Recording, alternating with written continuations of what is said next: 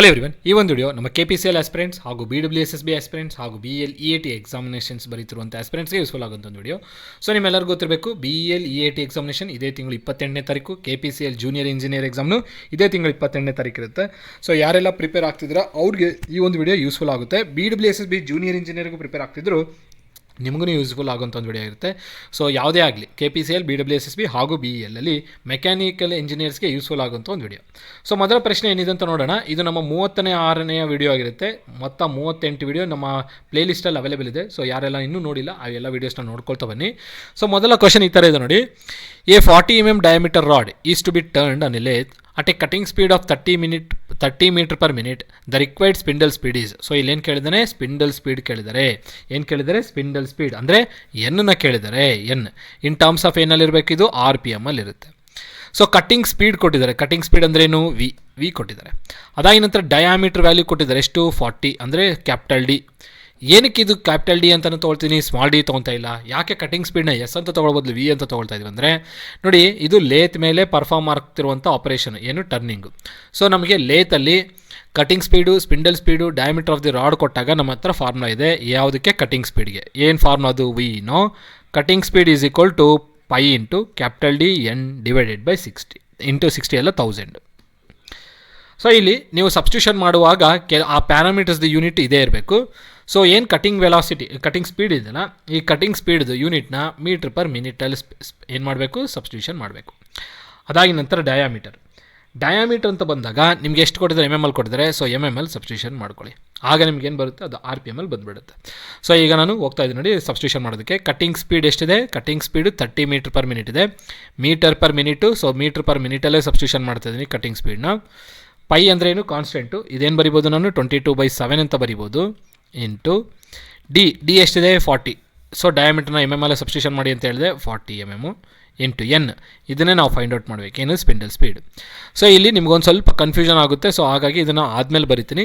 ಇಲ್ಲೇನಿದೆ? ಇದು ಪೈ ಅಂತ ಇದೆ. Whole divided by 1000. First cross multiplication ಮಾಡ್ಕೊಳ್ಳಿ. ಕ್ರಾಸ್ ಮಲ್ಟಿಪ್ಲಿಕೇಶನ್ ಹೆಂಗೆ ಮಾಡ್ತೀರಾ? ಎನ್ನನ್ನು ಕ್ಯಾಲ್ಕುಲೇಟ್ ಮಾಡಬೇಕು. ಎನ್ ಅಲ್ಲೇ ಇಟ್ಕೊಳ್ಳಿ. ಈಸ್ ಈಕ್ವಲ್ ಟು 30 ಇಂಟು 1000 ಆಗುತ್ತಾ? ಇದು 30 ಇಂಟು 1000 ಡಿವೈಡೆಡ್ ಬೈ ಪೈ. ಇದು ಕೆಳಗಡೆ ಬರುತ್ತೆ, 40 ಕೆಳಗಡೆ ಬರುತ್ತೆ. ಯಾಕೆ? 30 ಇಂಟು 1000 ಡಿವೈಡ್ ಎಲ್ಲ ಕೆಳಗಡೆ ಬರಬೇಕು. ಎನ್ನು ಅಲ್ಲೇ ಇಟ್ಕೊಳ್ಳಿ. ಎನ್ನನ್ನು ಅಲ್ಲೇ ಇಟ್ಕೊಂಡಿದ್ದೆ. ಈಗ ಪೈ ಅಂದರೆ ನಮಗೇನು ಗೊತ್ತಿದೆ? ಪೈಗೆ ನೀವು 3 ವ್ಯಾಲ್ಯೂಸ್ನ ಸಬ್ಸ್ಟಿಟ್ಯೂಷನ್ ಮಾಡೋದು. ಯಾವುದು? 180 ಡಿಗ್ರಿ ಅಂತ ಸಬ್ಸ್ಟಿಟ್ಯೂಷನ್ ಮಾಡೋದು. ಬಟ್ ಇಲ್ಲಿ ಆ್ಯಂಗಲ್ ಬೇಕಾಗಿಲ್ಲ. ಪೈಗೆ ಇನ್ನೊಂದು ವ್ಯಾಲ್ಯೂ ಕೊಡ್ಬೋದು 22/7. ಪೈಗೆ ಇನ್ನೊಂದು ವ್ಯಾಲ್ಯೂ ಕೊಡ್ಬೋದು 3.142. ಸೊ ಇದರಲ್ಲಿ ನಾನು ಈ ವ್ಯಾಲ್ಯೂನ ತೊಗೊಳ್ತೇನೆ. ಸೊ 30 ಇಂಟು 1000 ಡಿವೈಡೆಡ್ ಬೈ ಪೈನ ಏನು ಬರ್ಕೊಳ್ಳೋಣ? 22/7 ಇಂಟು 40. ಸೊ ಇದು ನೋಡಿ, ಇದನ್ನು ನಿಮಗೆ ನ್ಯೂಮರೇಟರ್ ಅಂತ ತೊಗೊಳ್ಳಿ. ಇದನ್ನು ಡಿನಾಮಿನೇಟರ್ ಒಳಗಡೆ ಮತ್ತು ಡಿನಾಮಿನೇಟರ್. ಸೊ ಇದು ನ್ಯೂಮರೇಟರ್ ಬೈ ಡಿನಾಮಿನೇಟರ್ ಮೇಲ್ಗಡೆ ನ್ಯೂಮರೇಟರ್. ಸೊ ನಿಮಗೆ ಈ ಫಾರ್ಮಲ್ ಇದ್ದಾಗ A divided by B divided by C ಈ ಥರ ಇದ್ದಾಗ ಏನು ಮಾಡ್ಬೋದು? A into C divided by B ಅಂತ ಬರೀಬೋದು. ಡಿನಾಮಿನೇಟ್ರಲ್ಲಿ ನ್ಯೂಮರೇಟರ್ ಇತ್ತಂದರೆ ಆ ನ್ಯೂಮರೇಟರ್ಗೆ ಮಲ್ಟಿಪ್ಲೈ ಆಗಬೇಕು. ಸೇಮ್ ಅದೇ ಕೇಸೇ ಇಲ್ಲಿ ಸಬ್ಸ್ಟಿಟ್ಯೂಷನ್ ಮಾಡೋದು. ಸೊ ಈಗೇನು ಮಾಡೋಣ? ಇದನ್ನು ಸಿಂಪ್ಲಿಫಿಕೇಷನ್ ಮಾಡೋಣ. ಸಿಂಪ್ಲಿಫಿಕೇಷನ್ ಮಾಡಿದ್ರೆ ನಿಮ್ಮ ಸೊಲ್ಯೂಷನ್ ಮುಗ್ದೋಗುತ್ತೆ. ಸೊ ಈಗ ಹೇಗೆ ಮಾಡ್ತೀರಾ? V ಈಸ್ ಈಕ್ವಲ್ ಟು 7 ಎಲ್ಲಿ ಬರಬೇಕು? ಮೇಲ್ಗಡೆ ಬರುತ್ತಾ? 7 into 30 into 1000 divided by 22 into 40. So ಏನೇನು ಕ್ಯಾನ್ಸಲ್ ಆಗುತ್ತೆ? 0ಗೆ 0 ಕ್ಯಾನ್ಸಲ್ ಮಾಡಿ ಇನ್ನೇನು ಉಳೀತು ನೋಡಿ? 7 into 30 into 100 divided by 22 into 4. ಈಗ ಇದನ್ನು ನಾನು 2 ಕ್ಯಾನ್ಸಲ್ ಮಾಡ್ತಾಯಿದ್ದೀನಿ. 2 2s 4. ಏನಿದು? 2 2s 4, 2 15s 30. ಕ್ಲಿಯರ್ ಆಯಿತಾ ಇದು? ಅದಾಗಿ ನಂತರ ನೋಡಿ ಇನ್ನೊಂದು ಯಾವುದ್ರಲ್ಲೂ ಹೋಗುತ್ತಾ? ಇಲ್ಲಿ 2 1s 250ಗೆ 250s ಹೋಯ್ತು. ಇನ್ನೇನು ಉಳಿತು? 7 into 15 into 50 divided by 22. So ಇನ್ನು 2ನಲ್ಲಿ ಕ್ಯಾನ್ಸಲ್ ಮಾಡ್ಬೋದು. 2 11s ಆಗೆ 2 25s ಆಗೆ 2 25s 15 ಆಗುತ್ತೆ. ಇನ್ನೇನು ಉಳಿತು? 7 ಇಂಟು 15 ಇಂಟು 25 ಡಿವೈಡೆಡ್ ಬೈ 11. ಇನ್ನು ಫರ್ದರಾಗಿ ಏನಾದ್ರು ಕ್ಯಾಲ್ಕುಲೇಷನ್ ಆಗುತ್ತಾ? ಇನ್ನೇನು ಕ್ಯಾಲ್ಕುಲೇಷನ್ ಆಗೋಲ್ಲ. ಏನು ಮಾಡಬೇಕೀಗ? ಮಲ್ಟಿಪ್ಲಿಕೇಶನ್ ಮಾಡಿನೇ ಇಡಬೇಕಾಗುತ್ತೆ. ಸೊ ಹೇಗೆ ಮಾಡ್ತೀರಾ? ಅವೆಲ್ಲವನ್ನು ಮಲ್ಟಿಪ್ಲೈ ಮಾಡಿ. ನ್ಯೂಮರೇಟ್ರಲ್ಲಿ ಏನಿದೆ? 7 ಇಂಟು 15 ಎಷ್ಟಾಗುತ್ತೆ? 7 5s 7 15s 35 ಇಂಟು 25 ಮಾಡಿ ಎಷ್ಟಾಗುತ್ತೆ? 875 ಆಗುತ್ತೆ. 875 ಡಿವೈಡೆಡ್ ಬೈ 11. ಸೊ ಇವೆರಡನ್ನ ನೀವು ಸಿಂಪ್ಲಿಫಿಕೇಷನ್ ಈಸಿಯಾಗಿ ಮಾಡ್ಕೋದು. 7 5s 35 ಹಾಗೆ 5 ಮಾಡ್ಕೊಳ್ಳಿ. 7 1s 7 7 + 3 ಎಷ್ಟಾಯಿತು? 10 ಆಯಿತು. ಈ ಥರ ಇಲ್ಲ ಅಂದರೆ ನೀವು ಹಿಂಗೂ ಮಾಡ್ಕೊಳ್ಬೋದು. ಯಾವ ಥರ ಅಂತಂದರೆ ಡಬಲ್ ನಂಬರ್ಸ್ ಫಸ್ಟ್ ಸಿಮ್ಯುಲೇಷನ್ ಮಾಡ್ಕೊಂಬಿಡಿ, ಈಸಿ ಆಗಿಬಿಡುತ್ತಾಗ. ಹೇಗೆ ಈ ರೀತಿಯಲ್ಲಿ 25 ಇಂಟು 15. ಸೊ 5 5 ಝಾ 25, 5 2 ಝಾ 10, 10 + 2 12, 5 2 ಯಾಕೆ 1ಇಂದ ಮಲ್ಟಿಪ್ಲೈ ಆಗುತ್ತೆ, 5 7 ಇದು 3 ಇಂಟು 15 ಇಂಟು 7ಇಂದ ಮಾಡಬೇಕು. 7 5 ಝಾ 35, 7 3 ಝಾ 21, 7 7 ಝಾ 49, 49 + 3 52, 7 3 ಝಾ 21 ಅಲ್ಲ 7 7 ಝಾ 49, 49 + 3 ಆಯಿತು. 7 3 ಝಾ 21, 21 + 5, 21 + 5 ಈಸ್ ಎಷ್ಟಾಗುತ್ತೆ, 7 3 ಝಾ 21, 21 + 5 26 ಆಗುತ್ತೆ. ಅಂದರೆ ಎಷ್ಟಾಯಿತು, ಇಷ್ಟ ಆಯಿತು. ಬಟ್ ಅಲ್ಲಿ ಎಷ್ಟಿದೆ ನೋಡಿ, ನಾವು ತಪ್ಪು ಮಾಡಿದ್ವಿ, ಇದನ್ನು ಮಿಸ್ಟೇಕ್ ಮಾಡಿದ್ದೆ ನೋಡಿ. ಇದನ್ನು ಸಿಮ್ಯುಲೇಷನ್ ಮಾಡಿ ಎಷ್ಟಾಗುತ್ತೆ, 2625 ಆಗುತ್ತೆ. ಎಷ್ಟಾಗುತ್ತೆ, 2625 ಬರುತ್ತೆ. ಸೊ ಇವಾಗ ಏನು ಮಾಡಬೇಕು, ಅದನ್ನು ಡಿವಿಷನ್ ಮಾಡಬೇಕು.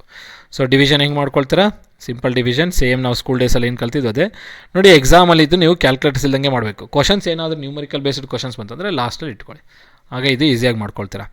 ಸೊ ಏನಾಗುತ್ತೆ, 11 2625, 11 2 ಝಾ 22, ಇನ್ನೆಷ್ಟು ಉಳಿತು 4, ಇದು 2 ಹಿಂಗೆ ಕ್ಯಾರಿ ಮಾಡಿ. 11 3 ಝಾ 33, ಸೊ 33 ಅಂದರೆ 40, 33 ಹೋದರೆ 7 7 + 2 9, ಇನ್ನು ಎಷ್ಟಿದೆ, ಈ 2 ಇಳ್ಕೊಂಡಿದ್ದು, ಈಗ 5. ಈಗ 11 9 ಝಾ 99, 11 8 ಝಾ 88,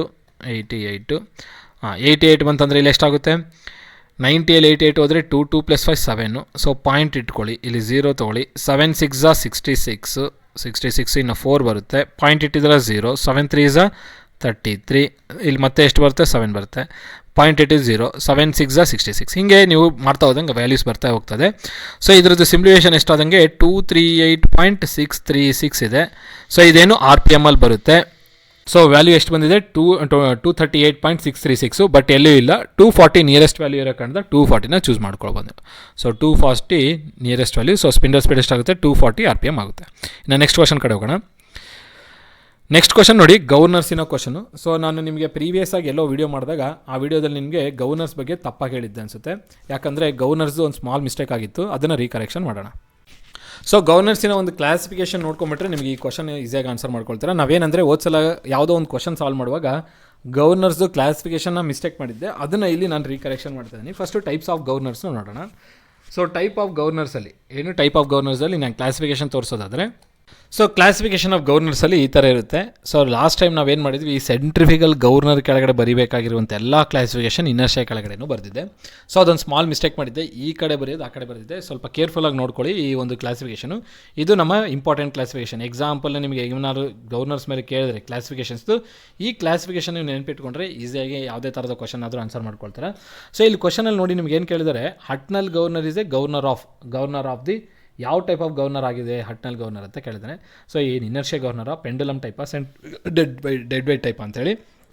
ಸೊ ನೀವು ಒಂದ್ಸಲ ಕ್ಲಾಸಿಫಿಕೇಷನ್ ನೋಡಿದ್ರೆ ಈಸಿಯಾಗಿ ಆನ್ಸರ್ ಮಾಡ್ಕೊಳ್ತೀರಾ.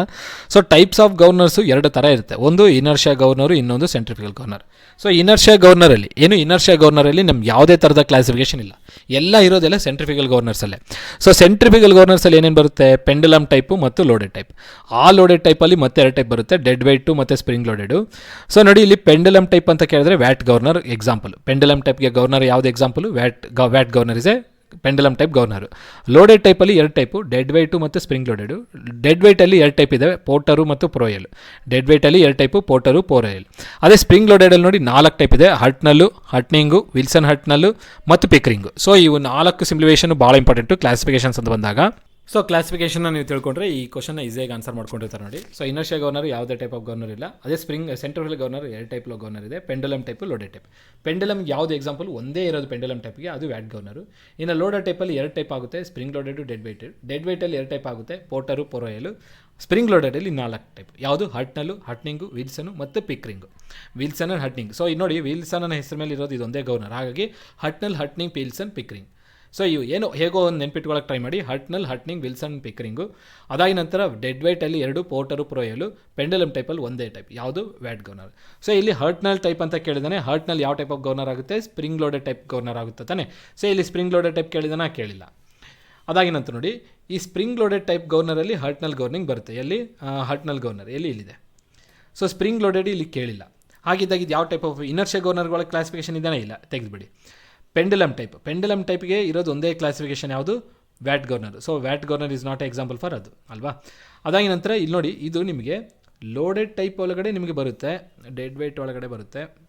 ಸೊ ನಿಮಗೆ ಫರ್ದರಾಗಿ ನೋಡ್ಕೊತ ಹೋದಾಗ ಇದರೊಳಗಡೆ ಸ್ಪ್ರಿಂಗ್ ಲೋಡೆಡ್ ಅಂತ ಕೊಟ್ಟಿದ್ರೆ ಈಸಿಯಾಗಿ ಆನ್ಸರ್ ಮಾಡ್ಬೋದಿತ್ತು. ಸ್ಪ್ರಿಂಗ್ ಲೋಡೆಡ್ ಕೊಟ್ಟಿಲ್ಲ ಅಲ್ಲಿ. ಇನ್ನು ಡೆಡ್ ವೆಯ್ಟ್ ಅಂತ ಕೊಟ್ಟಿದ್ರಿನ ಡೆಡ್ ವೆಯ್ಟ್ ಒಳಗಡೆ ಕ್ಲಾಸಿಫಿಕೇಷನ್ ಇವೆರಡು ಆಗುತ್ತೆ. ಸೊ ನಮಗೆ ಹಟ್ನಲ್ ಗೌರ್ನರ್ ಡೆಡ್ ವೆಯ್ಟಲ್ಲೂ ಬರಲ್ಲ. ಇನ್ನು ಲೋಡೆಡ್ ಟೈಪಲ್ಲ ಅಂತಾದರೂ ಕೊಟ್ಟಿದ್ರೆ ಲೋಡೆಡ್ ಟೈಪಲ್ಲಿ ಇವೆಲ್ಲವೂ ಮತ್ತು ಇದು ಕ್ಲಾಸಿಫಿಕೇಷನ್ ಆಗ್ತಿತ್ತು. ಲೋಡೆಡ್ ಟೈಪಲ್ಲಿ ಡೆಡ್ ವೆಯ್ಟ್ ಟೈಪ್ ಕೊಟ್ಟಿದ್ದಾನೆ. ಸೊ ಅದಂತೂ ಬರಲ್ಲ, ಇದನ್ನು ತೆಗೆದಾಕ್ಬಿಡಿ. ಇದು ನೀನು ಹೇಳ್ಬೇಕಂದ್ರೆ ಸೆಂಟ್ರಿಫಿಗಲ್ ಗವರ್ನರಲ್ಲಿ ಇವೆಲ್ಲ ಕ್ಲಾಸಿಫಿಕೇಷನ್ಸ್ ಇರೋ ಕಾರಣದ ಸೆಂಟ್ರಿಫಿಗಲ್ ಗವರ್ನರ್ ಪೆಂಡುಲಮ್ ಟೈಪ್ನು ಒಂದು ಸೆಂಟ್ರಿಫಿಗಲ್ ಗವರ್ನರೇ, ಲೋಡೆಡು ಒಂದು ಸೆಂಟ್ರಿಫಿಗಲ್ ಟೈಪ್ ಗವರ್ನರೇ, Watt governor centrifugal type governor. So ಇವೆಲ್ಲವೂ ಎಕ್ಸಾಂಪಲ್ಸ್ ಆಫ್ ಈ ಮೇನ್ ಗವರ್ನರ್ಸು. ಡೆಡ್ ವೈಟ್ ಒಳಗಡೆ ಇವೆರಡು ಗವರ್ನರ್ಸು, ಸ್ಪ್ರಿಂಗ್ ಲೋಡೆಡ್ಗೆ ಇವು 4 ಎಕ್ಸಾಂಪಲ್ಸ್ ಆಗುತ್ತೆ. ಸೊ ಹಾಗಾಗಿ ಈ ಕ್ವಶನ್ಗೆ ಎಕ್ಸಾಕ್ಟಾಗಿ ಆನ್ಸರ್ ನೋಡಿದ್ರೆ ಇನ್ನರ್ಷಿಯಾ ಗವರ್ನರ್ ಅಂತೂ ತೆಗೆದಾಕ್ಬಿಡಿ, ರಿಮೂವ್ ಮಾಡಿ. ಡೆಡ್ ವೈಟ್ ಒಳಗಡೆ ಇರೋದು ಪೋರ್ಟರ್ ಪ್ರೊಯಲ್, ಹಾಗಾಗಿ ಅದನ್ನು ತೆಗೆದಾಕ್ಬಿಡಿ. ಇನ್ನು ಪೆಂಡುಲಮ್ ಟೈಪ್ ಗವರ್ನರ್ ಒಳಗಡೆ ವ್ಯಾಟ್ ಗವರ್ನರ್ ಮಾತ್ರ ಸಿಂಪ್ಲಿಫಿಕೇಷನ್ ಇರೋದು, ಕ್ಲಾಸಿಫಿಕೇಷನ್ ಇರೋದು. ಸೊ ಹಾಗಾಗಿ ಪೆಂಡುಲಮ್ ಟೈಪು ತೆಗೆದಾಕಿ. ಇನ್ನು ಸೆಂಟ್ರಿಫಿಗಲ್ ಗವರ್ನರು ಕ್ಲಿಯರ್ ಸಿಂಪ್ಲಿಫಿಕೇಷನ್, ಯಾಕಂದರೆ ಕ್ಲಿಯರ್ ಸೊಲ್ಯೂಷನ್ ಆಗುತ್ತೆ. ಸೆಂಟ್ರಿಫಿಗಲ್ ಇವೆಲ್ಲ ಎಕ್ಸಾಂಪಲ್ಸ್ ಆಗಿರೋ ಕಾರಣದ, ಇವೆಲ್ಲ ಕ್ಲಾಸಿಫಿಕೇಷನ್ಸ್ ಆಗಿರೋ ಕಾರಣದ Hartnell is a type of centrifugal type governor ಅಂತ ಹೇಳ್ಬೋದು. ಓಕೆ, ಸೊ ಹಾಗಾಗಿ ಇದರೊಳಗಡೆ ನೀವು ಇದನ್ನು ನೆನ್ಪಿಟ್ಕೊಳ್ಳಿ. ಈ ಒಂದು ಚಾರ್ಟನ್ನು ನೆನ್ಪಿಟ್ಕೊಂಡ್ರೆ ಈ ಕ್ವಶನ್ಗೆ ಈಸಿಯಾಗಿ ಆನ್ಸರ್ ಮಾಡ್ಕೊಳ್ತಾರೆ. ಬೇರೆ ಯಾವುದಾದ್ರೂ ಕ್ವಶನ್ ಕೇಳಿದ್ರೆ ಈಸಿಯಾಗಿ ಆನ್ಸರ್ ಮಾಡ್ತೀರಾ. ಇನ್ನು ನೆಕ್ಸ್ಟ್ ಕ್ವಶನ್ ಕಡೆಗೆ ಹೋಗೋಣ. ಸೊ ನೆಕ್ಸ್ಟ್ ಕ್ವಶನ್ ನೋಡಿ, ಇದು ನಮಗೆ ನ್ಯೂಮರಿಕಲ್ ಕ್ವಶನು. ಒಬ್ಬ ಸ್ಟೂಡೆಂಟ್ ನಮಗೆ ಕಳಿಸಿರೋದು, ನಮ್ಮ KPCL ಆಸ್ಪಿರೆಂಟು ಒಬ್ಬರು ನನಗೆ ಕಳಿಸ್ಕೊಟ್ಟಿರೋಂಥ ಕ್ವಶನ್ ಆಗಿರುತ್ತೆ ಇದು. ಸೊ ಈ ಕ್ವಶನ್ನ ಹೇಗೆ ಸಾಲ್ವ್ ಮಾಡೋದು ಅಂತ ನೋಡೋಣ. ವಿತೌಟ್ ಕ್ಯಾಲ್ಕುಲೇಟರ್ ಇಲ್ದಂಗೆ ಇವು ಸಾಲ್ವ್ ಮಾಡಬೇಕಿದು. ಸೊ ಇಲ್ಲಿ ನೋಡ್ಕೊಳ್ಳೋದಾದರೆ ಕ್ವಶನ್ನ a wire is subjected to tensile load ಇಷ್ಟಂತ ಹೇಳಿದ್ದಾನೆ. ಸೊ ಕ್ಯಾಲ್ಕುಲೇಟರ್ ಇಲ್ದಂಗೆ ಹೇಗೆ ಸಾಲ್ವ್ ಮಾಡೋದು ಅಂತ ನೋಡೋಣ. A wire is subjected to tensile load. So ಒಂದು ವೈರ್ ಇದೆ, ಆ ವೈರು ಟೆನ್ಸೈಲ್ ಲೋಡ್ಗೆ ಸಬ್ಜೆಕ್ಟ್ ಆಗಿದೆ. ಸೊ ವಿ ಅಂತ ಅನ್ನೋ ಬದಲು ಇದರ ಪಾಯ್ಸನ್ಸ್ ರೇಷಿಯೋ, ಯಾಕಂದರೆ ವ್ಯಾಲ್ಯೂ ನೋಡಿದ್ರೆ ನಿಮ್ಗೆ ಗೊತ್ತಾಗುತ್ತೆ. ಇದೊಂದು ಪಾಯ್ಸನ್ಸ್ ರೇಷಿಯೋ ವ್ಯಾಲ್ಯೂ ಕೊಟ್ಟಿದ್ದಾರೆ. ಸೊ ಪಾಯ್ಸನ್ಸ್ ರೇಷಿಯೋ ವ್ಯಾಲ್ಯೂ ಎಷ್ಟು ಕೊಟ್ಟಿದ್ದಾರೆ? Poisson's ratio is equal to 0.25 ಅಂತ ಹೇಳಿದ್ದಾರೆ. ಲಾಂಜಿಟ್ಯೂಡನಲ್ ಸ್ಟ್ರೈನ್ ಎಷ್ಟು ಕೊಟ್ಟಿದ್ದಾರೆ? 0.002. ಸೊ ಲಾಂಜಿಟ್ಯೂಡನಲ್ ಸ್ಟ್ರೈನ್, ನಾನು ಲಾಂಜಿಟ್ಯೂಡನಲ್ ಅಂತಲೇ ಬರಿತೀನಿ ಇಲ್ಲಿ, ಲಾಂಜಿಟ್ಯೂಡನಲ್ ಸ್ಟ್ರೈನ್. ಸೊ ಲಾಂಜಿಟ್ಯೂಡನಲ್ ಸ್ಟ್ರೈನ್ ಎಷ್ಟಿದೆ? 0.002. ಲ್ಯಾಟ್ರಲ್ ಸ್ಟ್ರೈನು ಕೊಟ್ಟಿಲ್ಲ, ಲ್ಯಾಟ್ರಲ್ ಸ್ಟ್ರೈನ್ ಕೇಳಿದ್ದಾರೆ. ದೆನ್ ಲ್ಯಾಟ್ರಲ್ ಸ್ಟ್ರೈನ್ ಈಸ್ ಅಂತೇಳಿ, ಲ್ಯಾಟ್ರಲ್ ಸ್ಟ್ರೈನ್ ಎಷ್ಟು ಅಂತ ಕೇಳ್ತಾ ಇದ್ದಾರೆ. ಸೊ ನೋಡಿ, ಈ ಮೂರಕ್ಕಿರುವಂಥ ರಿಲೇಷನ್ ಯಾವುದು ಅಂತ ನಿಮ್ಗೆ ಈಗಾಗಲೇ ಗೊತ್ತಾಗಿರಬೇಕು. ಸೊ ಪಾಯ್ಸನ್ಸ್ ರೇಷಿಯೋ ಫಾರ್ಮ್ ಏನಾಗುತ್ತೆ? ಲ್ಯಾಟ್ರಲ್ ಟು ಲೀನಿಯರ್ ಸ್ಟ್ರೈನ್ ಆಗುತ್ತೆ, ಅಥವಾ ಲ್ಯಾಟ್ರಲ್ ಟು ಲಾಂಜಿಟ್ಯೂಡನಲ್ ಸ್ಟ್ರೈನ್ ಅಂತ ಅನ್ಬೋದು. ಫಾರ್ಮ್ನ ನೋಡ್ಕೊಳ್ಳಿ. Poisson's ratio is equal to lateral strain to linear strain ನಾವು ಲಾಂಜಿಟ್ಯೂಡನಲ್ ಸ್ಟ್ರೈನ್ ಅಂತಾನೂ ಕರಿಬೋದು. ಸೊ ಇಲ್ಲೇನು ಲಾಂಜಿಟ್ಯೂಡನಲ್ ಸ್ಟ್ರೈನ್ ಅಂತ ಕೊಟ್ಟಿದ್ದಾರೆ, ಇದು ಲೀನಿಯರ್ ಸ್ಟ್ರೈನ್ ಆಗಿರುತ್ತೆ. ಸೊ ಲೀನಿಯರ್ ಸ್ಟ್ರೈನ್ ವ್ಯಾಲ್ಯೂಲ್ಲಿ ಸಬ್ಸ್ಟಿಟ್ಯೂಷನ್ ಮಾಡಬೇಕು.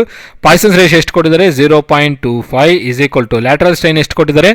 ಲ್ಯಾಟ್ರಲ್ ಸ್ಟ್ರೈನ್ ನಾವು ಫೈಂಡ್ ಔಟ್ ಮಾಡಬೇಕಿಲ್ಲಿ.